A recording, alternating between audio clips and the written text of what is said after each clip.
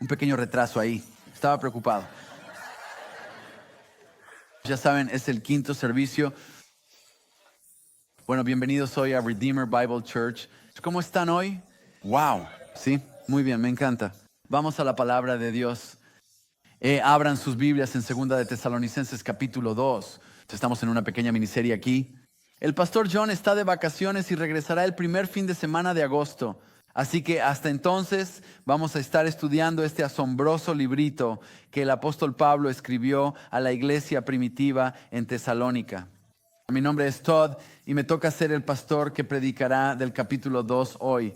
Así que abran en el capítulo 2, comenzando en el versículo 13. Vamos a llegar a eso en solo un minuto. Quiero aprovechar para hacer una pequeña promoción de nuestra liga de baloncesto de alcance para hombres, que va a comenzar de nuevo. Es la segunda vez que lo hacemos y la primera vez fue un gran éxito. Es una excelente oportunidad para que algunos de nuestros muchachos, ustedes que juegan, inviten a amigos, vecinos o compañeros de trabajo que tal vez no vendrían a la iglesia, pero sí a una liga de baloncesto. Tal vez por los testimonios y el evangelio que se predica allí, ellos puedan terminar aquí. Inscríbanse hoy en la mesa afuera, en el patio o en nuestro sitio web, sepan o no jugar baloncesto. Bueno, algo así. Yo no sé jugar, así que estaré con ustedes en espíritu. Así que con eso, ¿por qué no oramos y nos adentramos en la palabra de Dios esta mañana? Padre Celestial, te damos muchas gracias por tu palabra. Te pedimos que nos des claridad hoy. Ayúdame a predicarla y ayuda a todos los que están aquí a escucharla, entenderla y creerla. Te pedimos precisamente esto hoy, sabiendo que solo tú puedes hacer esas cosas con tu palabra. Y te lo pedimos en el nombre de Jesús. Amén. Bueno, ¿qué es lo que nos estabiliza y nos mantiene firmes en el mundo físico? Y a lo que me refiero es cuando llegan las tormentas, como los mares tempestuosos, horas para que el lastre y el ancla se mantengan firmes. Cuando hay un terremoto, horas para que los cimientos y las columnas del edificio eviten que se derrumbe. En un tsunami o una inundación, y hemos visto bastante de eso en la última semana, horas para poder llegar a las rocas o a un terreno elevado. En un tornado o huracán, horas para poder llegar al refugio subterráneo. De niño recuerdo los simulacros que hacíamos, sonaba la alarma y nos metíamos debajo de los escritorios en caso de una guerra nuclear. No creo que eso fuera muy útil, pero los otros sí lo eran. Pero ¿qué hay de las tormentas internas, los tsunamis, los terremotos, los huracanes, los tornados del alma? Quizás sea una tragedia, una persecución, una tentación, algún tipo de pérdida, un dolor en el corazón. ¿Qué te mantiene firme en las tormentas de tu propia alma? Bueno, en 2 de Tesalonicenses capítulo 2, la iglesia misma estaba en medio de una tormenta. Ellos enfrentaron dificultades, enfrentaron persecución, enfrentaron tentaciones y se toparon con falsas enseñanzas. Todo esto culminando en la creencia de que estaban en medio de lo que la Biblia llama el día del Señor. El día del Señor es una serie de eventos al final de los tiempos cuando Dios derrama su ira sobre la humanidad. Pero aquí está Pablo en el capítulo 2 dándoles ánimo. Ellos, según el versículo 2, se habían perturbado rápidamente en su mente y estaban alarmados. Pablo abordó específicamente el problema que estas falsas enseñanzas habían causado, agitándolos hasta tal punto, hasta algo tan difícil. Les recordó que de hecho no se habían perdido el rapto ni estaban en el día del Señor. Les dijo que hay dos eventos que deben ocurrir antes de que eso suceda. Una apostasía mundial y que el anticristo sería revelado por el mismo Dios. Y ninguna de esas cosas ha sucedido y aún no han sucedido. Y procedió a darles buenas noticias, que incluso si llegara a suceder, el anticristo sería fácilmente derrotado por Cristo en su regreso. Bueno, aquí en el versículo 13, Pablo va más allá de la teología de los últimos tiempos y amplía su arsenal para mantenerlos a ellos y a nosotros firmes en medio de las tormentas de la vida. Es como un pequeño resumen de medio tiempo, por así decirlo, una mini sistematización de la salvación que nos brinda el estabilizador más importante para evitar que nos sacudamos o alarmemos. Y ese es el recordatorio de la salvación que tenemos en Jesucristo. No hay mayor estabilizador que ese en las tormentas de la vida. De hecho, el punto principal de este pasaje para hoy es el siguiente: tener una comprensión correcta de todo lo que Dios ha hecho por sus seguidores en la salvación proporciona la mayor estabilidad en las tormentas de la vida. ¿Podrían ponerse de pie mientras vemos este pasaje hoy? Y voy a leérselos hoy. Si tomaron una de las Biblias al entrar, está en la página 1092. Escuchen estas palabras asombrosas de Pablo a la iglesia en Tesalónica, que son las palabras de Dios para nosotros hoy. Escuchen esto. Pero nosotros siempre debemos dar gracias a Dios por ustedes, hermanos amados por el Señor, porque Dios los escogió como primicias para ser salvos mediante la santificación por el Espíritu y la fe en la verdad. Para esto los llamó por medio de nuestro Evangelio, para que alcancen la gloria de nuestro Señor Jesucristo. Así que, hermanos, manténganse firmes y retengan las tradiciones que les enseñamos, ya sea de palabra o por carta nuestra. Ahora que nuestro Señor Jesucristo mismo y Dios nuestro Padre, que nos amó y nos dio consuelo eterno y buena esperanza por gracia, consuele sus corazones y los afiance en toda buena obra y palabra. ¿Pueden tomar asiento? Esa es la palabra de Dios, y qué bendiciones para nuestras almas hoy.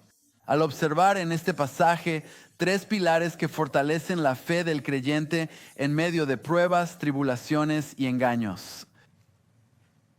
Estos son los que en última instancia nos mantienen inquebrantables y sin temor a medida que el tiempo avanza, a medida que el tiempo se precipita hacia su fin. El primero de estos pilares es la gratitud incesante por una salvación segura, que se encuentra en los versículos 13 y 14. El versículo 13 comienza con un conector, pero esto está conectado con los versículos anteriores que Pablo les había estado diciendo. Las palabras anteriores que Pablo les estaba comunicando, especialmente como un contraste con aquellos que se apartarían de la fe, los que dejarían de creer, los que se rebelan contra Dios, específicamente el anticristo, lo cual aún no ha sucedido. Pero como sabemos a través de las Escrituras, ha habido muchos anticristos, y anticristo es simplemente cualquier creencia, cualquier enseñanza que vaya en contra de Cristo. Hay mucho de eso.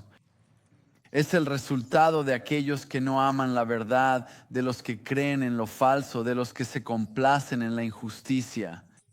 Ya sea que hayan estado en el pasado, en nuestro presente o en el futuro, su destino es la perdición. Ahora, Pablo estaba haciendo el contraste porque lo que les está diciendo es: ustedes, iglesia de Tesalónica, no son así. Cristiano, ese no eres tú. Y por eso Pablo está agradecido. Pablo se está repitiendo aquí desde su primera carta a ellos e incluso ya en esta carta. Es como un cierre aquí de lo que dijo al principio. Pasemos a 2 de Tesalonicenses 1, 3 a 4.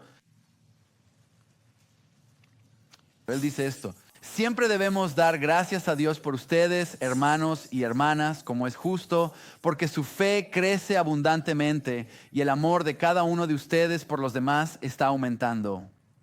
Pablo está agradecido por esta congregación, por lo que ve allí. Él dice: por eso nosotros mismos nos gloriamos de ustedes en las iglesias de Dios, por su constancia y fe en todas sus persecuciones y aflicciones que están soportando. Su reputación es la de quienes permanecen firmes en medio de las dificultades. Pero tropezaron, se resbalaron. La falsa enseñanza se había infiltrado y desviado a algunos hasta el punto de que al menos estaban alarmados, estaban conmocionados. Y aquí Pablo está contrastando eso y dándoles puntos destacados de su asombrosa salvación como un recordatorio de la seguridad que tienen en Cristo. Una seguridad que les impediría estar conmocionados o alarmados. Y lo mismo para nosotros. Él comienza con varios de estos componentes clave de la salvación que tenemos en Cristo. El primero es que son amados por el Señor, aquellos amados por el Señor. Este es el gran motivo de Dios respecto a por qué alguien es salvo. cualquiera y todos los que son salvos tienen sobre sí el amor soberano, incondicional e inmerecido de Dios. ¿Por qué nos ama Dios? No lo sé. Las escrituras no nos lo dicen, pero sí sé esto. Dice que aquellos que son suyos son amados por Él. Lo dice en muchos lugares. Efesios 1, 4, 6 dice, en amor Él, Dios, nos predestinó para ser adoptados como hijos suyos por medio de Jesucristo, según el propósito de su voluntad, para alabanza de la gloria de su gracia, con la cual nos hizo aceptos en el amado. Y ese amado es Jesucristo. Y así a nosotros, a quienes Él ha amado, nos salvó por medio de su Hijo amado. Conocemos este gran amor. Romanos 8, 31, 39. Yo prediqué un sermón sobre eso, el amor inquebrantable de Dios, que no hay nada que pueda separarnos del amor de Dios. Esa es la seguridad de nuestra salvación. Esa es la seguridad de nuestra fe, que nada, si puedes nombrarlo, no puede separarte del amor de Dios. En 1 Juan 4, 19, el apóstol Juan nos dice que nosotros amamos porque Él nos amó primero. Entonces, ¿cómo eres salvo? Eres salvo porque el Dios del universo, ha puesto su amor sobre ti a través del Hijo, a quien Él ama. Amigos, podríamos detenernos aquí mismo e irnos a casa. Eso sí que es una buena noticia. Y es inconcebible. Sé que lo sabes, lo has escuchado, y aún así sigue existiendo esa sensación de cómo puede Dios amarme.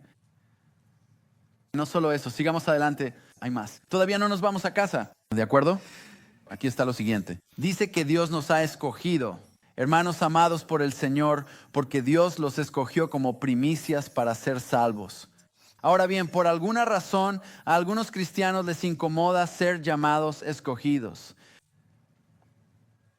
Pero tanto en el Antiguo como en el Nuevo Testamento, ser escogido es una descripción clara de cómo el pueblo de Dios es, de hecho, el pueblo de Dios. A pesar de los detractores, Agustín, Calvino, Spurgeon, Sproul no inventaron esta doctrina. Dios lo hizo. Es Dios quien elige a todos los que son salvos. Esto no debería desanimar ni angustiar a nadie, y ciertamente no debería causar incomodidad o disgusto, sino que en el contexto aquí está destinado a provocar una profunda gratitud y una profunda seguridad. El hecho de que Dios te haya escogido es el más firme de los estabilizadores. Surge la pregunta, bueno, pero ¿qué pasa si no soy escogido? Bueno, si no lo eres, no te importaría. Así que eso es una buena señal. En segundo lugar, sin embargo, la Escritura nos dice y describe quiénes son los escogidos. Aquellos que vienen a Él, los que creen en Él, los que lo aman, los que confían en Él, los que muestran señales de fruto en su vida. De eso está hablando aquí. Necesitamos un repaso. Necesitamos un recordatorio de los sermones del pastor John en el Evangelio de Juan y las Escrituras de Juan 6:37. Todo lo que el Padre me da, vendrá a mí, dijo Jesús. Y al que a mí viene, no le echo fuera. No tienes que preocuparte. No sé si soy escogido. ¿Puedo venir a ti, Jesús? Lo siento, no eres escogido. Aléjate. Dice, no te echaré fuera si vienes a Él. Es porque el Padre te ha traído hacia Él. Dice en el versículo 44 del capítulo 6, nadie puede venir a mí si el Padre que me envió no lo atrae, y yo lo resucitaré en el día final. Amigos, esto es seguridad, pero sí, lo sé, tú lo elegiste, pero Él te eligió a ti primero. Esa es la mejor versión. Esa es la mejor comprensión. No es al revés. El pastor John usó esta ilustración. He escuchado a otros usar esta ilustración y vale la pena repetirla aquí.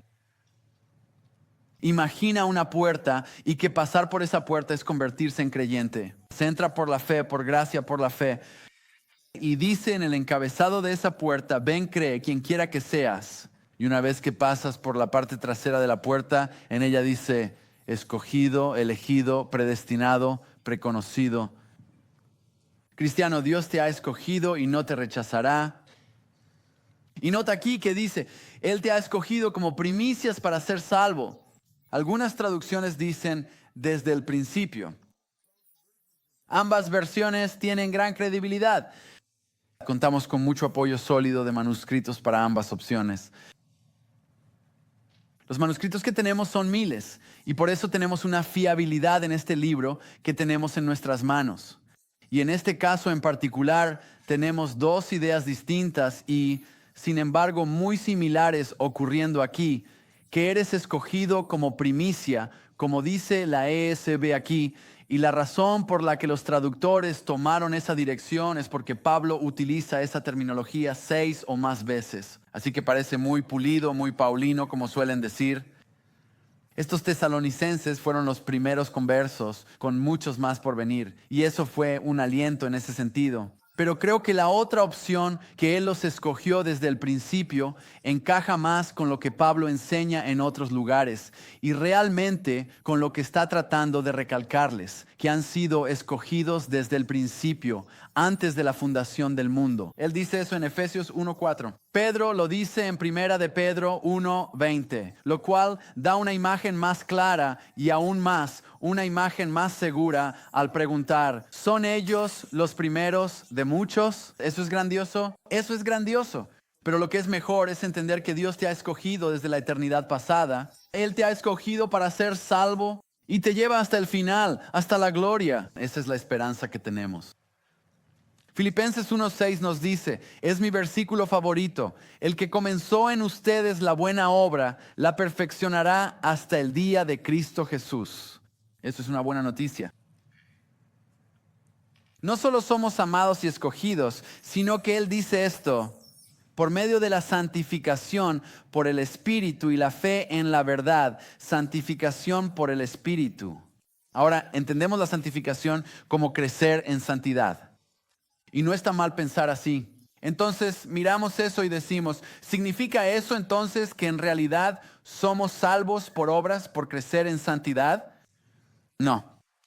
Esa palabra para santificado o santificación significa ser apartado del pecado para la justicia. Cuando fuiste justificado por gracia mediante la fe, también fuiste santificado. Y luego, como alguien que ha sido apartado del pecado para la justicia, creces en esa justicia. También creces en la santificación. Es algo que tanto posees como en lo que creces. Mira Hebreos capítulo 10. Este capítulo nos da ambas ideas allí. Hebreos capítulo 10, versículo 10 dice esto. Y en virtud de esa voluntad, la voluntad de Dios, hemos sido santificados. Participio pasado para los amantes de la gramática, mediante la ofrenda del cuerpo de Jesucristo, hecha una vez y para siempre.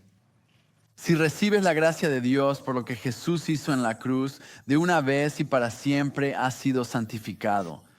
Has sido apartado para los propósitos de Dios. Y además el versículo 14 nos dice, porque con una sola ofrenda, esa ofrenda de Jesucristo, Él ha perfeccionado para siempre a los que están siendo santificados.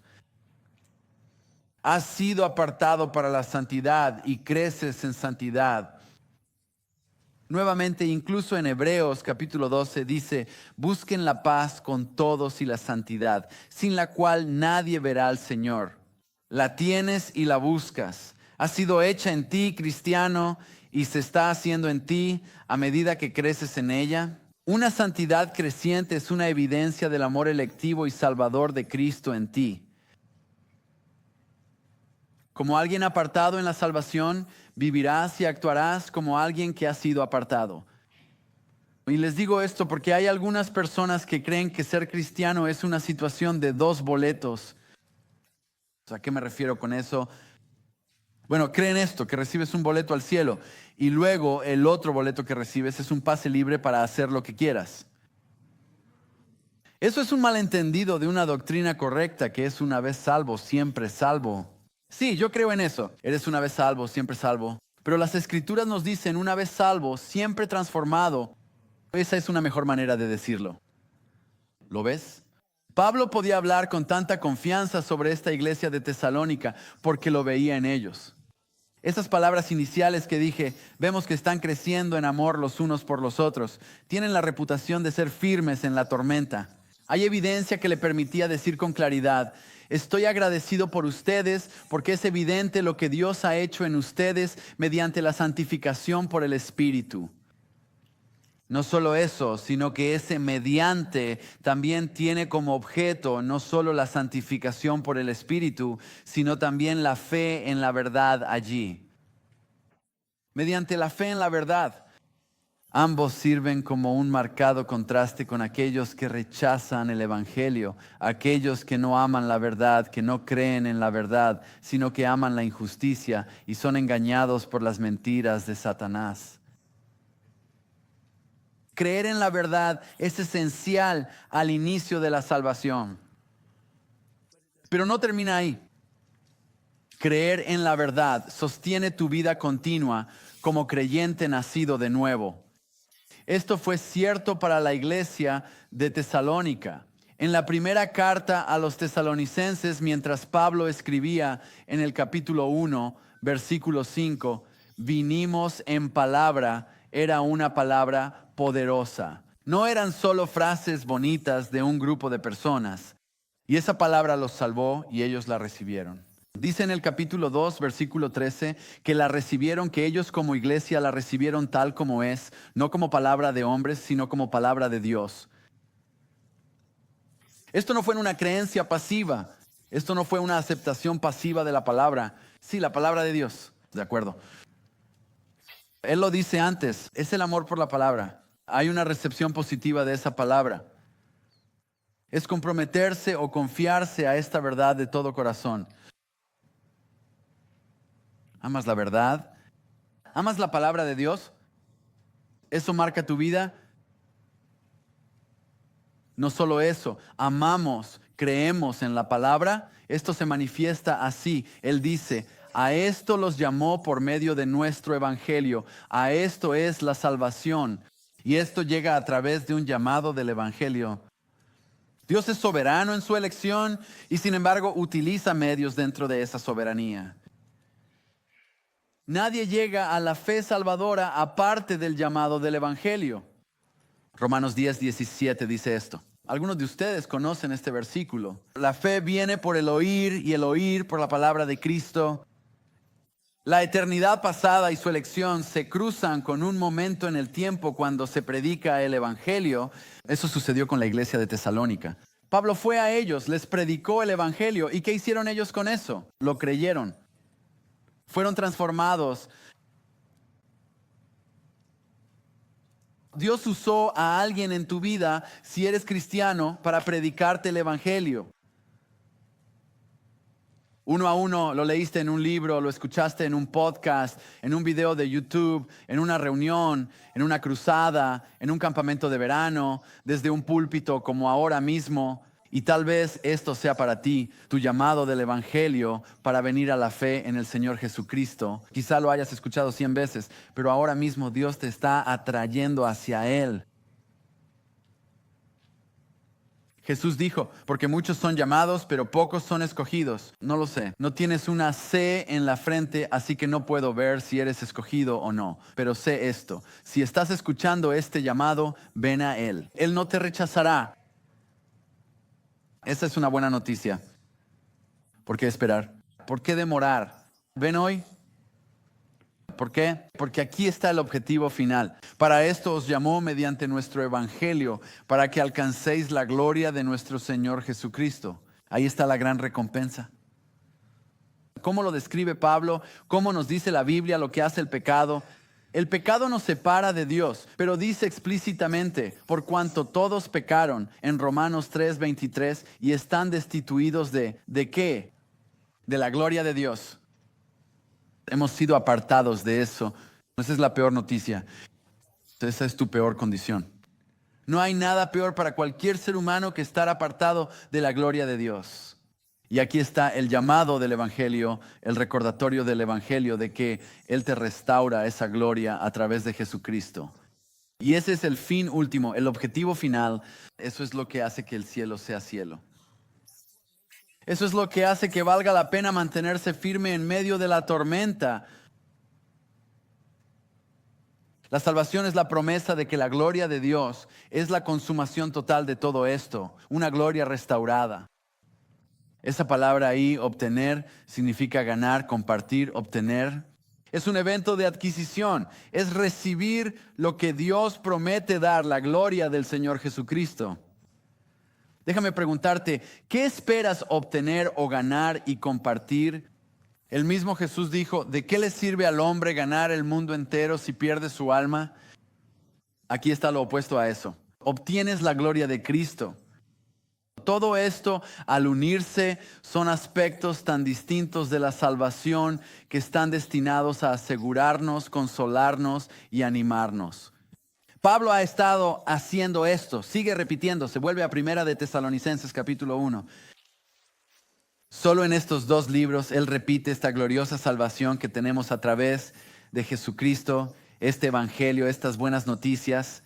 En el versículo 4 del capítulo 1, él dice, porque sabemos, hermanos amados por Dios, que Él los ha escogido. Así que lo está diciendo de nuevo. Él lo dijo ahí primero, porque nuestro evangelio no llegó solo en palabras, sino también en poder, en el Espíritu Santo y con convicción. ¿Saben qué clase de personas fuimos entre ustedes y se hicieron imitadores de nosotros y del Señor? Pues recibieron la palabra en aflicción, pero con el gozo del Espíritu Santo. Versículos 9 y 10.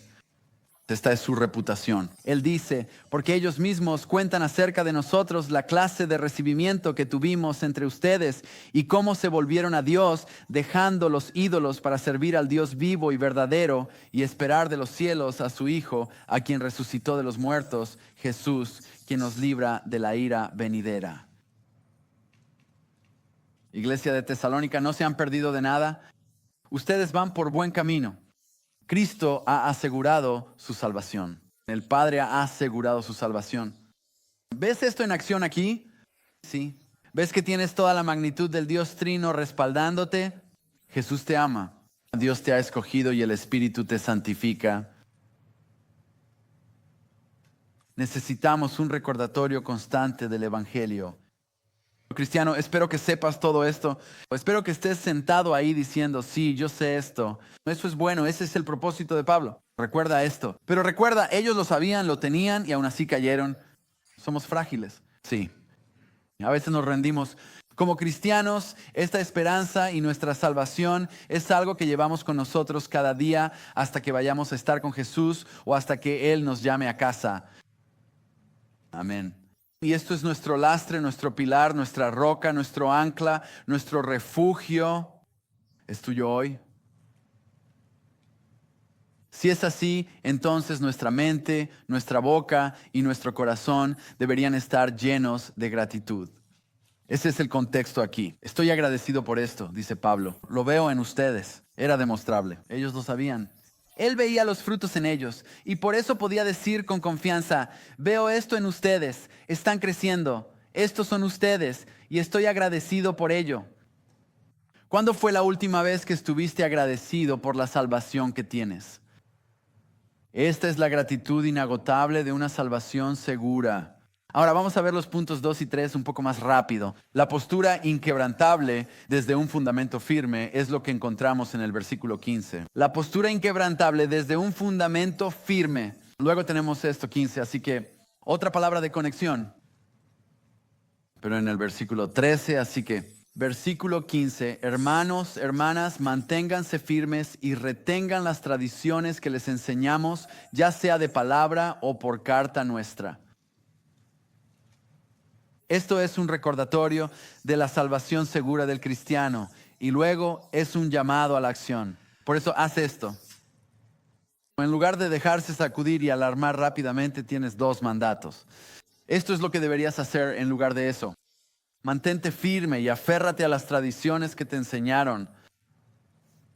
No te dejes sacudir fácilmente. El 17 de octubre de 1989 a las 5:04 p.m. está grabado en mi memoria. Yo estaba en una iglesia donde hacía una pasantía y esa noche íbamos a tener un estudio bíblico para estudiantes y nos estábamos preparando para ello. Estaba caminando por la cocina de la iglesia hacia el pasillo y en cuanto mi pie tocó el pasillo, fui lanzado hacia atrás y miré por las ventanas y el paisaje se movía como el océano. Fue el terremoto de Loma Prieta, de 6.9 en la escala de Richter. 16.9 me habría tragado la tierra, pero afortunadamente eso no sucedió. En cambio, me aferré al marco de la puerta con los nudillos blancos durante lo que pareció una eternidad, aunque solo fueron 15 segundos, pero todo se movía y temblaba. Estábamos aterrados. Miles de personas perdieron la vida y hubo daños por miles de millones de dólares. Mi esposa, Lisa, vivió el terremoto de Northridge unos años después, en los años 90, y una mañana fue lanzada fuera de la cama por ese terremoto que la sacudió. Afortunadamente tenemos esperanza en el Evangelio cuando nuestras vidas están así. Así es el mundo. ¿Qué pasa con los terremotos? En Mateo 7:24 Jesús dice: quien oye estas palabras y las pone en práctica será como un hombre sabio que construyó su casa sobre la roca. Construyes tu casa sobre la roca escuchando lo que dice Jesús. Pablo está relacionando a la iglesia de Tesalónica con esto y también a nosotros. Recuerden dónde deben estar firmes. Wow. Aférrense a las tradiciones que les enseñaron. A veces las tradiciones eran algo negativo.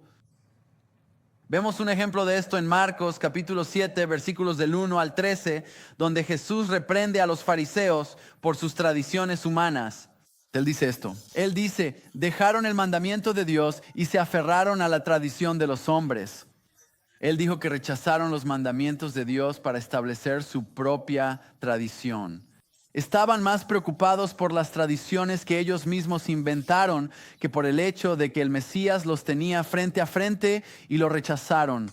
Pablo advierte en Colosenses 2:8: cuídense de que nadie los cautive por medio de filosofías y vanas sutilezas, según la tradición de los hombres, conforme a los principios elementales del mundo y no según Cristo.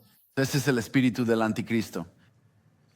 Existe una tradición de los hombres que debe evitarse, pero aquí Pablo está defendiendo el tipo correcto de tradición. Y esa palabra en griego significa el contenido de la instrucción que ha sido transmitido, no la falsa enseñanza de aquellos que los habían perturbado y alarmado, sino la verdad. La verdad te hace inquebrantable, te aferras a ella, te mantienes firme en ella. Es la enseñanza apostólica autorizada en palabra y en carta, como él dice allí. Esto es lo que tenemos.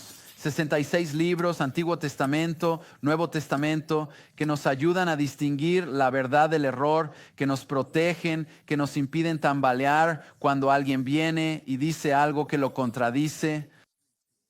Eso fue lo que les pasó a ellos. Se les enseñó la palabra, la recibieron como tal, pero luego fueron influenciados.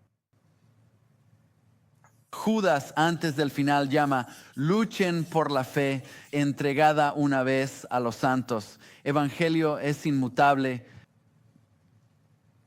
Desafortunadamente, muchos cristianos pueden ser tristemente influenciados por falsas enseñanzas. O si se aferran a algo, se aferran a una tradición hecha por el hombre, a una preferencia sentimental de hace 50 años. O tal vez es que están fascinados por la iglesia de la Edad Media, por su aroma y su ambiente.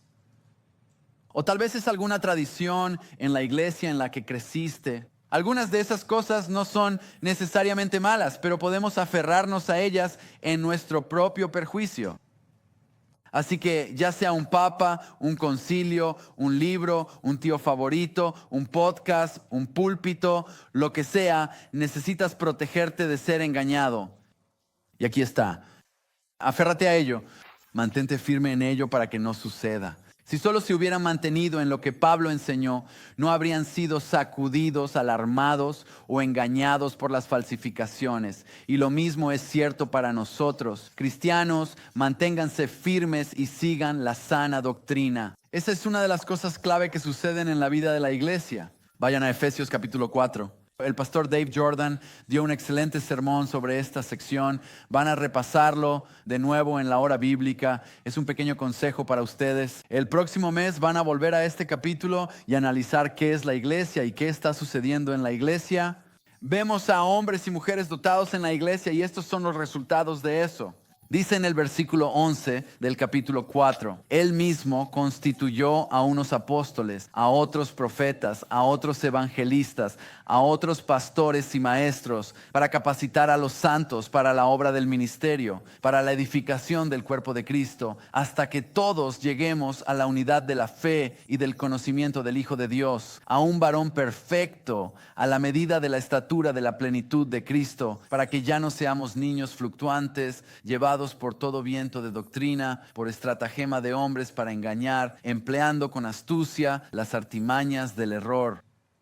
Más bien, siguiendo la verdad en amor, crezcamos en todo en aquel que es la cabeza, esto es Cristo, de quien todo el cuerpo, bien concertado y unido entre sí por todas las coyunturas que se ayudan mutuamente, según la actividad propia de cada miembro, recibe su crecimiento para ir edificándose en amor.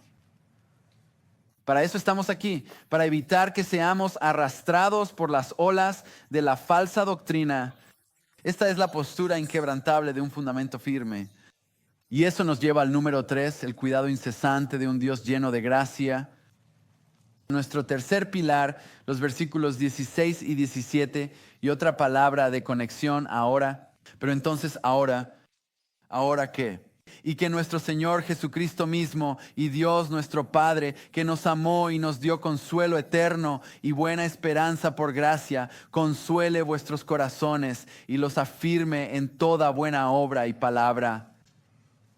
A la luz de la salvación segura y del fundamento firme, Pablo apela al cuidado incesante de nuestro Dios lleno de gracia. ¿Qué tipo de cuidado? Bueno, en primer lugar es divinamente personal. Jesucristo mismo y Dios nuestro Padre, ese mismo aplica tanto a Jesucristo como a Dios el Padre. Este pronombre es singular y se extiende a ambos. Ahí está su igualdad, ahí está su unidad. Y oh sí, por cierto, una vez más, Jesús es Dios. El Padre y el Hijo están en perfecta sintonía en la bendición de la que Pablo les está recordando. ¿Cuál es? Ahí está de nuevo, quien nos amó y nos dio consuelo eterno y buena esperanza por gracia. El amor es el latido de nuestra salvación. Él comienza con eso y está concluyendo con eso. ¿Lo captas? Cristiano, eres amado tanto que eso da a luz la vida eterna en ti, lo cual resulta en consuelo eterno y en algo llamado buena esperanza. Eso era un modismo en su época. Un modismo, una especie de dicho, ya sabes, nosotros decimos cosas como grandes esperanzas o algo así, que en realidad son esperanzas vacías. Espero y espero. En aquel tiempo eso significaba que la buena esperanza quería decir que si eres bueno o tienes un comportamiento responsable, eso puede llevar a un futuro optimista. Parece una galleta de la fortuna. Pero Pablo la ha cristianizado aquí y la ha tomado para darle un significado diferente para nosotros. Su buen futuro es un consuelo eterno basado en lo que Dios ha hecho y dado por su gracia, según un teólogo, según este texto. Eso es una buena noticia. Esa es la buena esperanza. Pablo sigue recordando a los creyentes la eternidad de su esperanza. También lo hace en 2 Corintios 4, 16, 18. Él dice esto, así que no perdemos el ánimo, aunque nuestro ser exterior se va desgastando. ¿Lo sientes hoy? Si tienes más de 10 años, lo sientes hoy. Nuestro ser interior, en cambio, se renueva día tras día. Eso sí que son buenas noticias, porque esta leve tribulación momentánea... Ahora, espera, hagamos una pausa. Algunos de ustedes han pasado por cosas y dirán, ¿cómo te atreves a llamarlo leve? Pero fíjate cómo lo dice. Esta leve tribulación momentánea, lo que has experimentado en esta vida es momentáneo, es temporal. Y luego dice esto, está produciendo en nosotros un peso eterno de gloria que sobrepasa toda comparación. No importa lo peor de lo peor que hayas experimentado, lo que viene ni siquiera se puede comparar. Eso sí que son buenas noticias. Eso es lo que te mantiene firme en la tormenta. Eso es un refugio para tu alma. Mientras no miramos las cosas que se ven, sino las que no se ven. ¿Cómo miramos lo que no se ve? Por la fe. Porque las cosas que se ven son pasajeras, solo están de paso. pero las cosas que no se ven son para siempre, son eternas. ¿Necesitas eso hoy? Yo sí. Necesito que me lo recuerden. Cada vez que veo las noticias, cada vez que observo el mundo a mi alrededor, las experiencias, necesito que me recuerden que todo esto es leve y momentáneo comparado con las cosas buenas que vienen. ¿Y qué produce esto en nosotros entonces? Consuele vuestros corazones y los afirme en toda buena obra y palabra. Tienes todo lo que necesitas para la vida y la piedad según esta palabra. Dios te ha preparado en todos los mejores sentidos. Todo esto está destinado a brindarte lo contrario de estar sacudido y alarmado. Tener corazones consolados que se fortalecen para toda buena obra y palabra. Este consuelo eterno que anima el corazón no es solo un sentimiento sentimental agradable. No es solo una curita, sino que se manifiesta en acción, obra y palabra. Dios no nos da solo lo suficiente para simplemente sobrevivir, sino para que avancemos con fuerza hasta el final, sin importar las dificultades que enfrentes. Pablo nos ha dado un panorama de la salvación de Dios en estos, mostrando que Dios da a los creyentes desde su amor electivo en la eternidad pasada hasta la entrega de su Hijo por amor. Hasta ese momento de salvación para ti, apartándote para sus buenas obras, al creer en la verdad mediante un llamado del Evangelio y la firme esperanza de consuelo y la gloria de Cristo. Mientras nos mantenemos firmes y nos aferramos a estas verdades, no hay nada que pueda ni que deba sacudirte o alarmarte, ni siquiera el mismo diablo en este contexto. Mira, esas son buenas noticias. Ahora, observa esto mientras concluimos esto. Lo que está sucediendo aquí es esto. Pablo nos ha dado un modelo de oración. Esto es una oración. Estoy dando gracias a Dios por ustedes.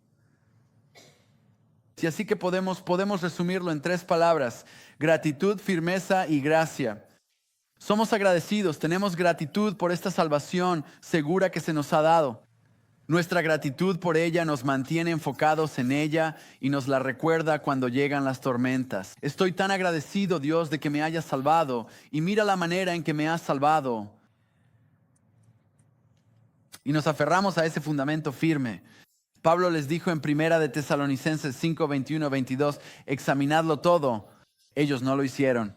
Se les olvidó. Aferraos a lo bueno, absteneos de toda especie de mal. Tú puedes, cristiano, con este libro. Y luego vivimos de la gracia que Dios provee abundantemente. Él no solo te salva con su gracia, sino que te sostiene en cada paso del camino. Mira ahí el versículo 16. Ahora nuestro Señor, esto es una súplica a Jesús y al Padre por consuelo, esperanza y fortaleza que se derraman en nuestro trabajo y en nuestra palabra.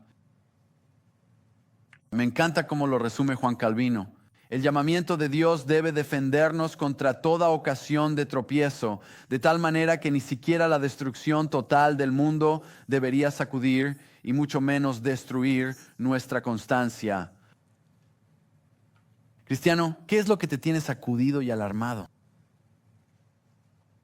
¿Has perdido el equilibrio y el control? Bueno, aquí tienes un recordatorio. Mantente firme, aférrate a las verdades que conoces. Y si no las conoces, empieza a conocerlas.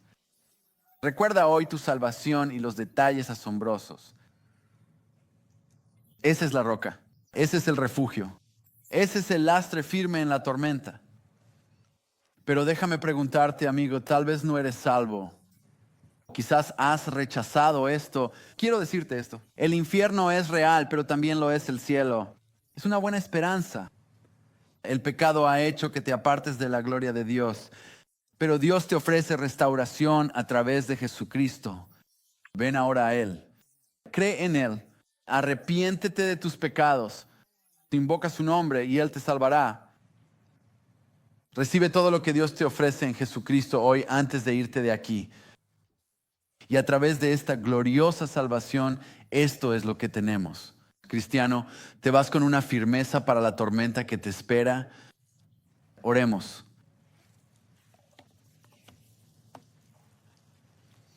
Padre Celestial, estamos verdaderamente agradecidos de que no nos dejas solos al salvarnos, sino que nos acompañas con estas grandes verdades que tan fácilmente olvidamos. Oro para que cuando las olvidemos nos arrepintamos y las recordemos y que nos lleves a ese lugar donde nos mantenemos sobre la roca firme, la roca sólida de tu verdad y tus promesas mientras enfrentamos estas tormentas, sean cuales sean, sabiendo que tú nos llevas hasta el final, hasta casa. Permítenos mantenernos firmes y aferrarnos a estas promesas y oramos esto en el nombre de tu Hijo. Amén. Hola, gracias por sintonizar nuestro canal de YouTube The Redeemer. Si esto te ha sido útil, por favor asegúrate de darle like a este video, suscribirte al canal y activar la campanita de notificaciones. Esto nos ayudará a llegar a más personas con la verdad bíblica. Muchas gracias.